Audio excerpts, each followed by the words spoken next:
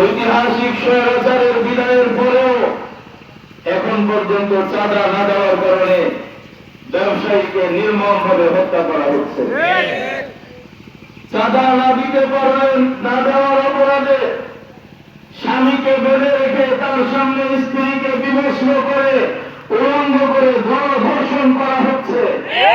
রাস্তার মধ্যে মানুষকে শুয়ে পাথর দিয়ে তার মাথা ছেড়ে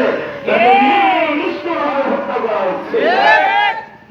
আর কয়েকদিন এখনো অনেক নিরীহ নিরপরাধ মানুষ তাদেরকে মিথ্যা মামলা দিয়ে হয়রানি করা হচ্ছে।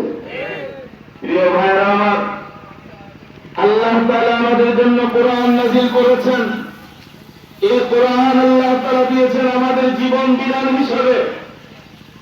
যতদিন পর্যন্ত মুসলমান এই কোরআনকে আঁকড়ে না ধরবে, আল্লাহর জমিনে আল্লাহর শাসন যতদিন পর্যন্ত প্রতিষ্ঠিত না হবে, ততদিন পর্যন্ত এদেশের মধ্যে শান্তি, মানুষের জীবনের মুক্তি, মানুষের নিরাপত্তা মিলবে না।